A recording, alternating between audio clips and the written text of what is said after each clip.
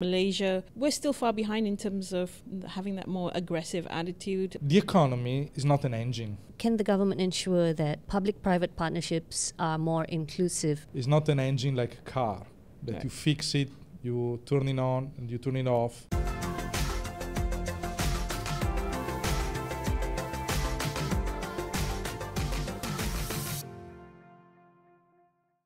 Hello and welcome back to another episode of Beyond the Headlines, your one-stop for all the top stories that made the week's headlines and more. I'm Hazween Hassan. And I'm Hana Harun. This week, we look back at what Chief Secretary to the government, Tan Sri Shamsul Azri Abu Bakar, had to say recently in an exclusive interview with Media Prima. In his first 100 days as Chief Secretary, Shamsul Azri has made it his goal to inculcate a culture of greater responsiveness in the country's 1.6 million civil servants. He says the focus would be on direct engagement with civil servants and dynamic management, all strategies in place to effect change in the civil service.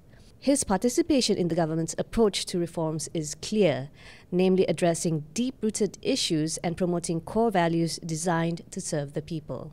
And separately, he also touched on how Malaysia aims to attract 25 million tourists next year and secure substantial direct foreign investment when the country assumes the ASEAN Chairmanship. He says the country is targeting key sectors like artificial intelligence, renewable energy, and health tourism, and that the role of ASEAN Chairman provides a unique economic advantage that the government is determined to leverage. Now, with us in the studio to help expand this discussion further on the Chief Secretary's ambitions, I have Centre for Market Education CEO Carmelo Ferlito. Carmelo, welcome back to the show. Thank you for having me. Pleasure to have you back on. Now, I want to first start off with what he said about FDI into Malaysia. What specific incentives is Malaysia offering to attract foreign direct investment in key sectors like artificial intelligence and renewable energy? Well, I think Malaysia has a long history of being and developing the country as an FDI hub. So we have a series of packages that date back to the 1990s, developed, I think, with quite an amount of success by MIDA. And I have in mind, in particular, the Principal Hub Scheme or the Pioneer Status. These are all programs that I think have been very successful in the past and have contributed to build Malaysia as an investment hub. More recently, I think we have seen targeted initiatives like the KL20, so something that is more related to the technology sector. And we expect to see something more probably in the realm of the energy transition roadmap. Mm-hmm. But I think what is important at this point as new packages, new schemes, new incentives add up to measures that are pre-existing, probably to sit down and pause for a moment and rationalize these interventions. So to see what is obsolete in the regulation, what needs to be updated, and eventually, and I really believe that the Pioneer Status and the Principal Hub schemes were pivotal in building Malaysia's success, enlarging these schemes to embrace wider categories. So as these programs have been very successful, instead of adding on new targeted programs, we should probably expand on what has been done in the past. Rationalize the regulation, consolidate, and I would say also not look at FDIs simply with the idea that we have to attract the company to put money and build something here, but also at all the regulations that surround later the activities of a firm, of an enterprise in the country. So looking at incentives cannot just be a fiscal thing. Needs to go into, in example, the requirement, the paid up capital requirements, need to go into the labor restrictions, because otherwise you create incentives that are good under one perspective, but then you leave uncover other perspective. And whatever companies come here will have to deal with paid up capital, will have to deal with finding labor, which is not only the high skill workers. If you open an office that deal with AI, in example, at a certain point you also need a cleaner to clean your office. Sure. So the economic activity is comprehensive. So when we redesign the schemes, the incentives, I think we have really to take into account all the aspects of an economic activity in the country. So bottom line, pause for a moment, rationalize the schemes to build on the past success for let's say Malaysia 2 or 3.0 as investment hub. Right. And speaking of making sure that we are all inclusive, right, and encapsulating everything, in a broad area of industries, how then should the government balance between FDIs or foreign investments and protecting local businesses and local interests? You see, we have we have a situation in Malaysia in which the great majority of our businesses are small businesses. Okay, if we talk about micro businesses, we are talking about 78% of the registered companies under SSM. So we need probably a strategy for consolidation. Right. Of businesses in order for Malaysia to be able also to develop from a technological standpoint. So in this regard, I don't see FDIs as conflictual with the structure of Malaysian capitalism, but rather complementary. So it's a chance for the fragmented texture of our industrial production to enter a bigger supply chain scheme and eventually build its own strength by leveraging on the relationship with these firms that come into the country. So you said just now the need for pausing and rationalizing. What are some mechanisms that you may suggest that the country can implement to ensure partnerships with global players lead to long-term economic benefits? So I think that on one side we should renounce to have measures which are sector-specific. Right. We should embrace a regulation which is general, more general, like it was for the principal hub, in example. So without being too selective on which kind of investment we want to attract, because in the end investments have a spillover effect, and it is the market that decide what the country economy needs. So we may think that we need to invest in a certain sector, but this may be only our idea as policymakers or policy analysts, but that this is not what the market needs. So let the market speak first.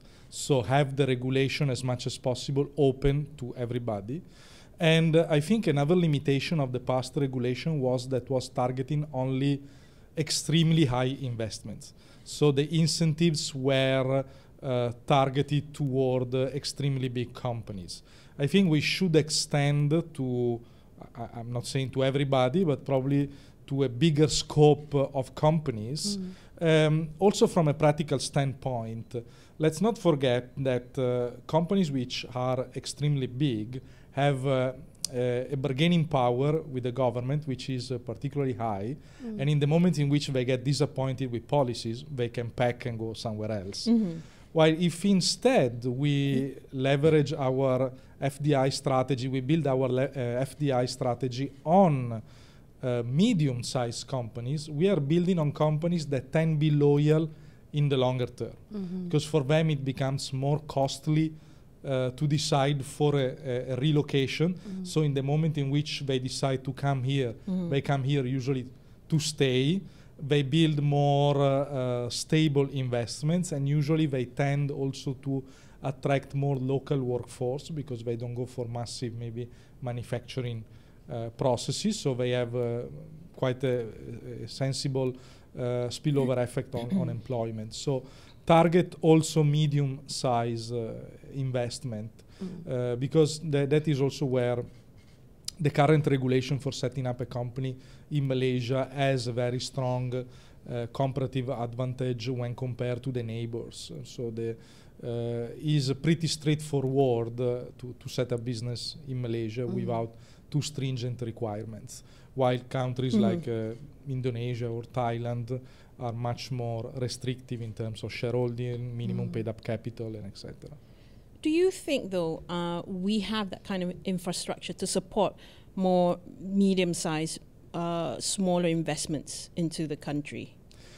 Yes, I would say that Malaysia is designed for that, Okay. because is a country where let's say for foreign business people coming in, is relatively easy to adapt compared to neighbor countries. So you don't have a language barrier. Let's say basically you can have a daily routine by speaking in English. You have a very good system of roads, ports, airports, and also very well developed system of public transportation. If you look at it in comparative terms, so we always have to, it may be not perfect, but if you look at the situation around Malaysia, there is not better than here. So Malaysia can leverage on that. Good education system, English-speaking education system, good healthcare system. So I would say that probably Malaysia is the country in which is easier to land for a business at this moment. Doesn't mean that it's perfect or there are things that cannot be improved, but it's relatively easy if you look at the regulatory framework in the region. And this makes it particularly attractive for medium-sized businesses. If you go to Indonesia, where you have with a foreign shareholding a minimum paid-up capital of around $600,000 to $700,000, then you have already put a barrier to entry. So a medium-sized business struggle to enter there. And you know, speaking of having the proper infrastructure, having the support from government, now I want to move on to public-private partnerships, collaborations between the government and the private sector. Do you see any specific initiatives being developed currently by the government, particularly, to help enhance this further, this collaboration further? Yes, I think very recently has been launched the new PPP roadmap, which is very welcome and I think a step in the right initiative. And I would push further on this agenda in the sense that now usually the way in which PPP are conceived is that the government decide the target and decide what needs to be done and the specifics of that project, and then the private sector is involved in terms of financing or co-running the project, etc. I would say that probably to further strengthen this approach, we should involve the private sector also at the designing stage. Because the private sector, by operating in the market, has a better sense of what is needed in the market to develop the economy. So responding to market signals is the way to develop also mega projects. For the same reason that we have mentioned before, we may have something in mind, but it may not be what the market actually needs. And I have proposed this kind of cooperation, in example, in the past for the development of transportation infrastructure, like trains and train stations. Why not having the private sector involved in the design, in the decision of which kind of infrastructure has to be built, but then the private sector, and I have in mind in particular real estate developers, property developers, investing, and then later on obviously running the project, running the enterprise and exploiting the economic benefits. So giving also more responsibility at the private sector, on the private sector at this level. Right. Yeah. Right. So speaking of wanting the private sector to be more involved, especially in the design level, how can the government ensure that public-private partnerships are more inclusive and that it would benefit a more broader range of industries in the country? I think that the target should be to do what is needed. So we should not put too restrictive targets in the sense that we must benefit every kind of industry. We need to see where it is important that there is a PPP and where it is beneficial to have the PPP. And there where the dialogue between the government and the private sector is extremely important. Mm-hmm. So the point is not really to have PPP everywhere, but to have them where they produce an advantage, where they produce a benefit for the country. Mm-hmm. So it's not a one-size-fits-all then? No, absolutely. You know, the economy is not an engine. Mm-hmm. It's not an engine like a car that Right. you fix it, you turn it on and you turn it off. Right. Once the car is parked for 1 week, then you can turn it on again. Doesn't work like that. The economy, I like to say, is a living, emergent, and ever-changing organism. Right. Therefore, it needs to be dealt extremely cautiously Mm-hmm. and by observing and respecting this evolution, this spontaneous evolution, which is a bottom-up process. Mm-hmm. Wherever it has been tried to have a strong top-down project of the economy has been a big failure, producing starvation and death for the people. So let's respect this bottom-up process. Mm-hmm. Speaking of that, have there been any ongoing success stories of private sector involvement in government-led initiatives? Maybe would you care to share? Well, maybe one that we don't think too much because probably it's not big investment or mega projects. But I look at the Talent Corp story. I think is a very nice example of an initiative that is run by the private sector with the guidance from the government. And I think whoever had experience in dealing with Talent Corp as an institution had a very positive experience. They're extremely welcoming. So you see that public services can indeed be provided by private providers with the right strategy, the right guidance, the understanding of the common target. And that, I think, is a very successful story. How do you think the government can expand on that then? So one way to look at it is to break the idea that public service means government-provided service. Right. Public means targeting the public. Then it can be government-provided or private sector provided, but it remains public. In example, a private school is a public service because it's open. You know, that is it exercises a public function. You know, Okay. so even if it's privately run.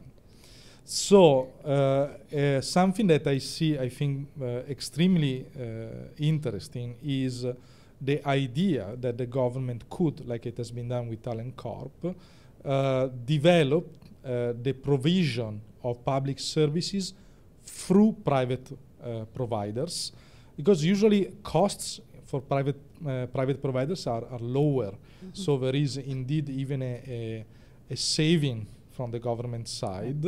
There is a closer attention usually to the consumer, because then the private company needs to have a profit, and you know, so you cannot mistreat your customers because they will not come back otherwise. So there is that logic of service, and the government could contribute. So not by providing directly the service, but by financing the service in the form of, in example, vouchers. So say instead of opening a government hospital, I give the people a certain amount of money that they can spend in private hospital, and the private or a voucher that the private hospital can claim back from the government. These experiments have been tried, in example, in the United Kingdom. It also gives the consumer the feeling of empowerment, because then you don't have an unilateral choice of where to go and get your service. You can choose between different providers. So that, I think, is something where we could explore more. Now, Carmelo, moving on to our role as ASEAN chairman, our ASEAN chairmanship next year, what do you think the main priorities for Malaysia will be in assuming this role next year? I think we are at a very crucial point of the history of the world and also of this region. So we have been experiencing mounting geopolitical tensions for quite some time now, not only far away from home, let's say Middle East or Ukraine, also here with the South China Sea, the issue of Taiwan, the BRICS, all these kind of debates. And I think this is the occasion to initiate a reflection on creating more awareness on how peace ultimately is beneficial for everybody. So we should de-escalate tensions. We have seen, and I think Europe is forgetting that, Europe have experienced a strong period of economic growth after World War II, because was the longest period in European history without wars that involved the European territory. World War II was just 20 years after World War I, and before that we had the big war between Prussia and France, and then before that Napoleonic Wars, and then you can go back down to the 100 years war. So politicians after World War II and the politicians that gave birth to the seed of the European Union with the treatises of Rome, and here we have in particular Benelux and then Italy, France and Germany. They were really looking at a situation of granting peace through economic cooperation to grant development and again peace to the citizens of Europe. And I think we should borrow from that experience and really stressing on the importance of peace. This is not the moment, I think, of taking side. Is the moment of embracing peace. You know, I have a small son. Sometimes he comes home, he hears things at school. He asks me, where do we stand in this conflict with this or that? I say, we don't stand with anybody. We stand with peace. So we embrace every effort that can be done to bring peace. And I think historically, ASEAN has expressed a third position in a world that was experiencing very hot or cold conflicts. And I think it's the moment to keep on pushing on that third position. Right. I think you've already somewhat answered this coming question on how to promote peace. But I have to add, though, Carmelo, I think in comparison to Europe, I think Malaysia, we're still far behind in terms of having that more aggressive attitude towards dissent or anyone, you know, when there are opposing sides. I think we're because of the Asian culture, we're more docile, we're more compliant. So I think we're a little bit far from getting anywhere near, you know, as aggressive as the kind of conflicts you see elsewhere, and not just Europe, you know, elsewhere in the world. So again, on hinging on that, the question of how we can ensure long-lasting peace, the ASEAN chairmanship, you know, what advantage or what sort of privilege does it give to us, Malaysia, to not so much control things, but ensure that it is in place? privileged position, not only geographical, being somehow in the middle of the region, but also because it's a small country, and as a small country has to benefit from peaceful and open economic and political relations. Is vital for Malaysia.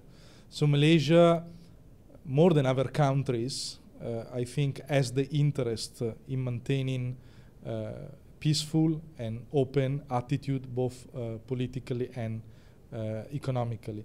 And so by understanding, realizing these, involving the other ASEAN partners into this reflection of how openness, peace, and is the way to go, not just ideologically, but really because this is the way that benefits the people. And doing, in example, also very practical move. In example, starting a discussion on the free movement of labor, allowing our people within ASEAN to move in the region to look for opportunities that are more fulfilling for them, and so also to help the allocation of labor internationally. This is a very practical sign, practical measure that show that we believe in building benefits for our people. And the way in which we build benefits for our people is by creating opportunities for them, not by restricting opportunities, not by being closed, but being open.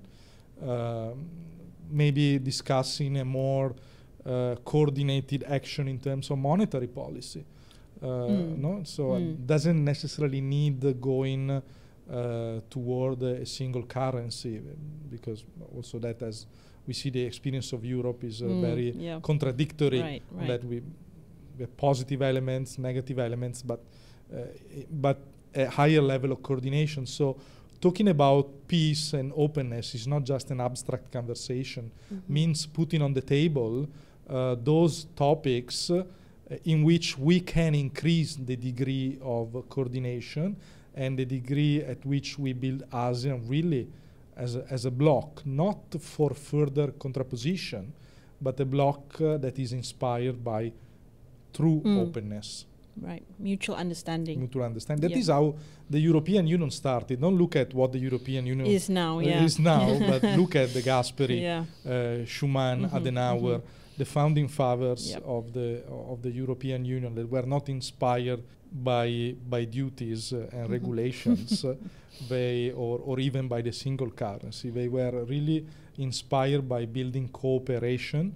In fact, the first nucleus of the European Union was called the Economic Cooperation for Coal and Steel, if I'm not mistaken, something like that. So was the word cooperation was always there. Cooperation, that literally means cooperatio, do things together, operating together. Mutually benefit from it as well. So understanding is an area of 1 billion people, so is an important area in the world. I mean, ASEAN, see where we can deepen our cooperatio. Okay, interesting. Moving out of the bloc mindset and more sort of global here, but still leveraging on multilateral institutions. How does Malaysia plan to leverage partnerships with China and the Gulf Cooperation Council, for example, to drive economic and strategic goals? We have seen, and I think this has been evident both on Prime Minister Anwar, but also now recently the newly elected president in Indonesia, Prabowo. There is obviously an openness to China. This is undeniable, and I think it makes sense regionally speaking. They say it's the biggest partner, but we have to be sure that this is really mutually beneficial relations. Very important also, and I think the Gulf region is something that we tend to underestimate. And I think this means for the countries in ASEAN really to embrace a multilateral approach, because the idea, of the importance of cooperation, free trade, peaceful cooperation, is not just geographical limited, like it could have been centuries ago, where technology was limiting the possibility of transportation, the times, the risks, and etc. Or obviously the moment in which the European Union was created, there was a strong cultural element there. Now the world is bigger somehow. So despite every attempt, we may say that borders are disappearing, so we can move more freely, and we have to keep pushing on that openness. So there is no reason why Malaysia should not look at partners in every part of the world for mutually beneficial relations.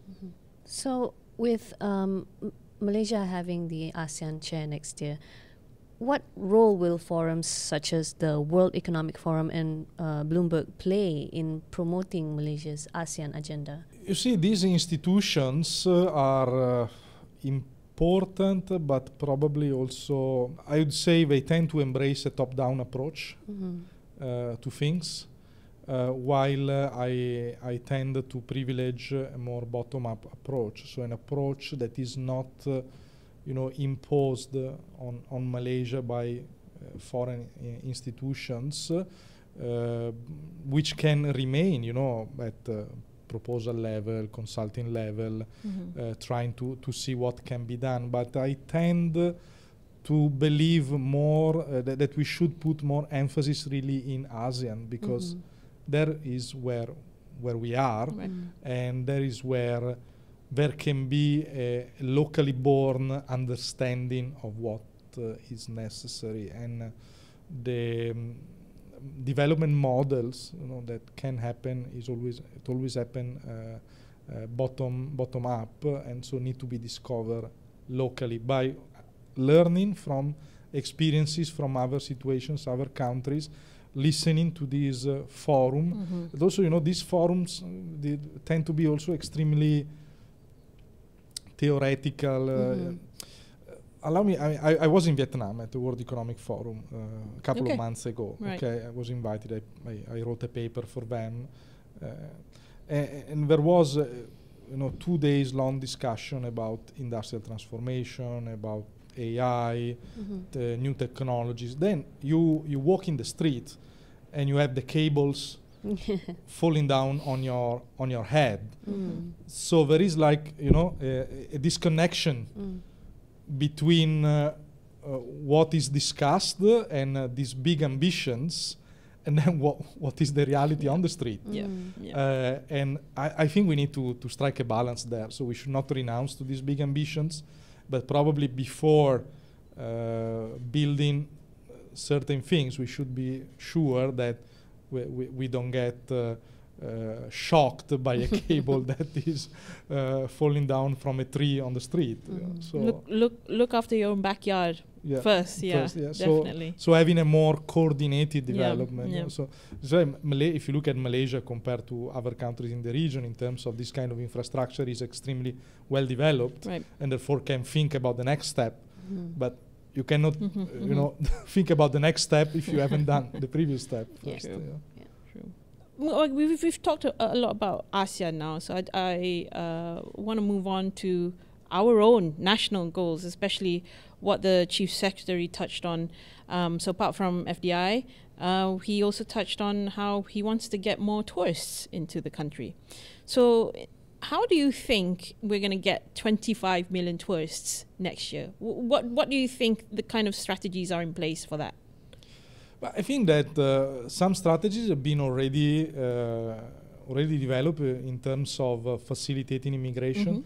So the opening of the electronic counters for a certain number of countries, waiving the visas for Chinese tourists. I think these have been important, very practical on-the-ground initiatives, which are very, very welcome. There has been, I think, in terms of promotion, a very strong accent on China.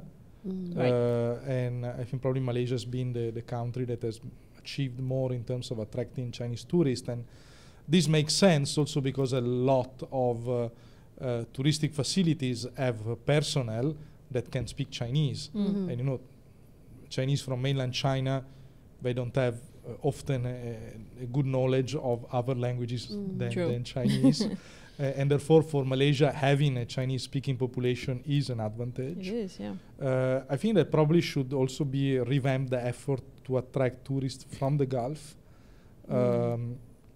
in the sense that Malaysia offers halal food, surau, so that is something that the tourists from the Middle East look at. So I'm going to this country, can I find a place where to pray? Can I find food that is compliant with my religious beliefs? And this has been a very strong point of Malaysian tourism in the past, and probably need to be revived again. So this is probably one initiative. And for the rest, I believe that the country is already attractive, but probably, this is something more long term. Okay, tourists come here for what? So opening a reflection on that.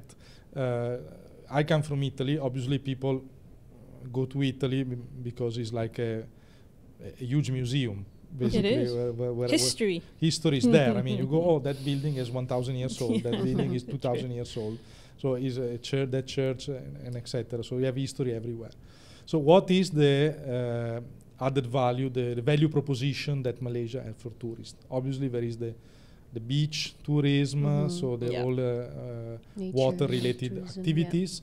For many Middle East tourists have been, or for the Chinese, is a lot related to shopping, having brands and etc. I think that probably it's time also for Malaysia to revive its own historical tradition. So we have lots. We have, but needs to be is not the pitch.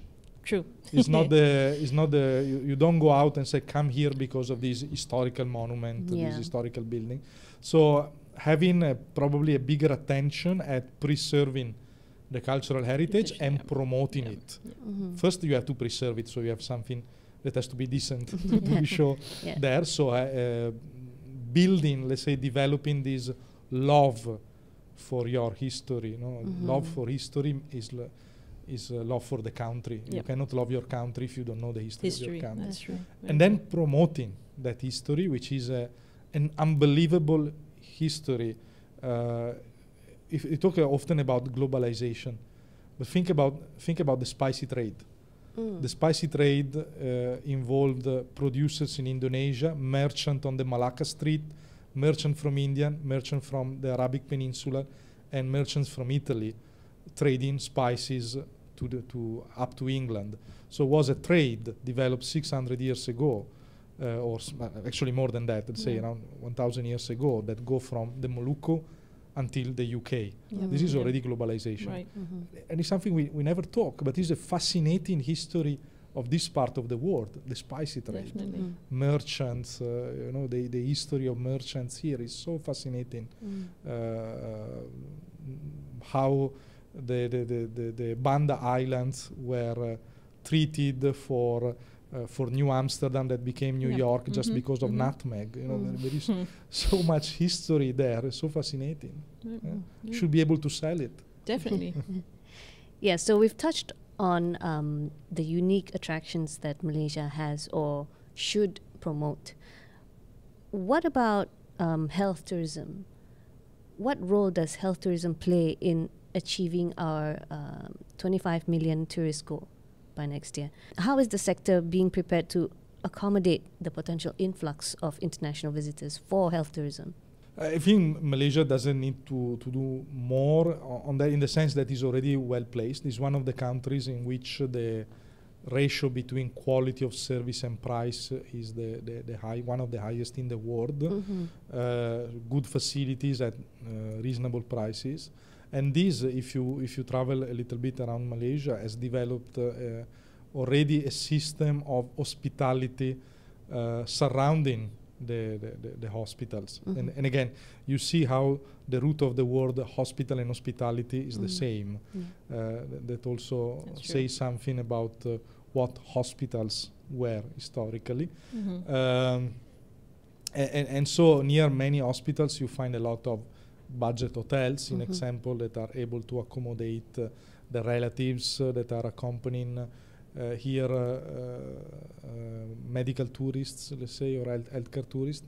So pushing more on that, probably again developing more advertisement, I mean sales, promotion activities, in particular in the region, but also beyond the region. I think there is quite a hunger in the world for good and affordable medical services. I mean, you can. That's the case for Turkey now. It's now the most popular place for people to get hair implants. And do you think Malaysia can somewhat create that sort of image for itself, as in to promote health tourism as well? I think so. I mean, maybe building on testimonials, you know, and doing traveling initiatives around the region to promote this.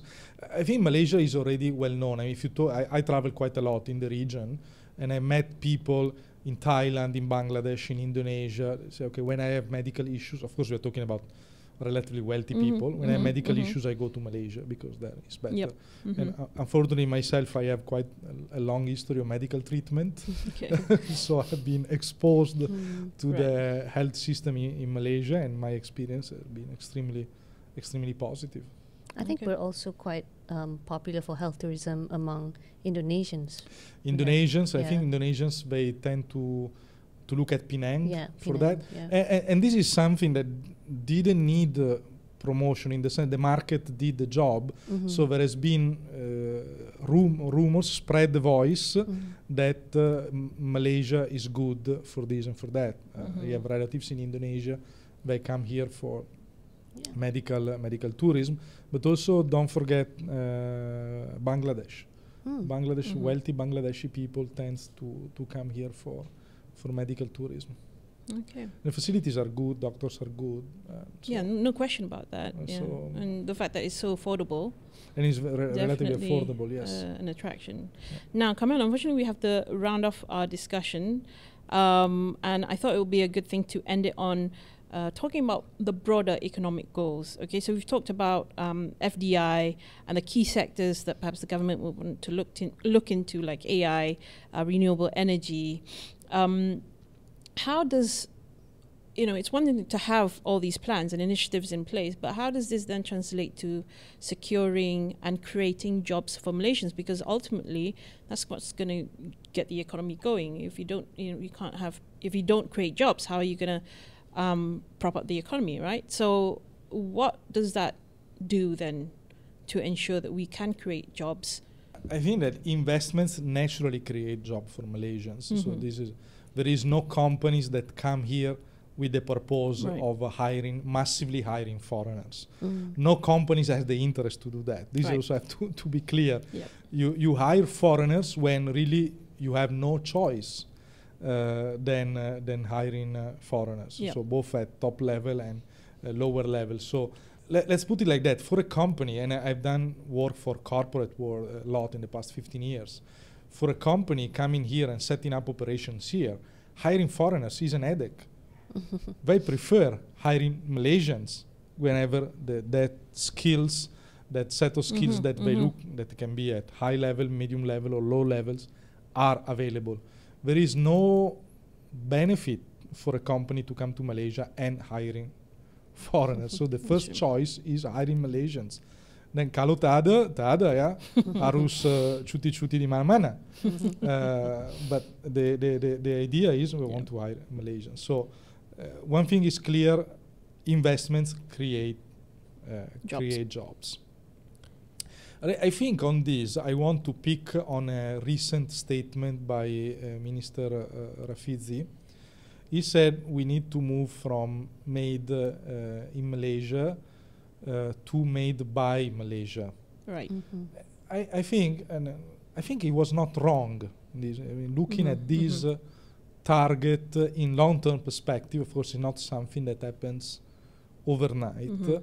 But indeed, and I was discussing this with one of my business partners in Indonesia recently, the next step for this region is going there. So this means having production processes that are built upon ideas and processes that are developed by Malaysian brains. Right. So it's not just attracting the investment that create labor, but create the conditions that allow Malaysia or the region in general to start doing things that have been fought locally, not just built locally, but fought locally. And this requires, I believe, a radical change in the education system. On this, I'm a voice outside of the majority, I may say.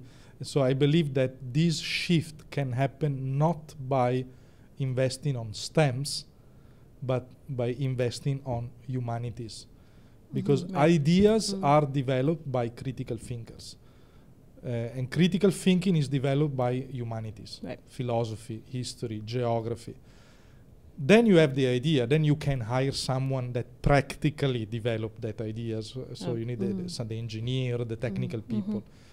But the brain process is where we have really to invest. And this is not developed in STEM education, or at least at a certain extent. It's developed by a broader way of thinking. So I embrace and I welcome what Minister Rafizi recently said. And I think that the direction to go there is rethinking our education system. On that note, thank you so much, Carmelo, for all your wonderful insights. I think we can end the discussion here. We had a wonderful discussion on FDIs and what we can look forward to when Malaysia assumes the ASEAN Chairmanship next year. Before we end, again, I'd like to thank Carmelo for making time with us here on Beyond the Headlines. Thank you so much. Thank you for having me. See you again sometime soon. Please come back. Yeah, thank you. It was really a pleasure. Thank you very much. Thank you. Likewise. And Hana, thank you so much for joining me today. Thanks for having me, Hazween. It's been a while. Yeah, it's been a while, quite a while. Come back more often. I'll try. And to those of you watching us and who have been loyal with us all this time, thank you so much again for watching our episodes week in, week out. Unfortunately, it's come to the end for this week's episode. Of course, if you enjoyed this one, please hit that like button and subscribe to our YouTube channel, NSD Online, the channel you're watching this episode on right now. Don't forget to also follow us on all the socials. We're on Facebook, Instagram, and X at NSD Online for all the latest news and updates. Well, that's it. Thank you for watching. This is it for Beyond the Headlines this week. I'm Hazween Hassan, and until the next one, it's goodbye.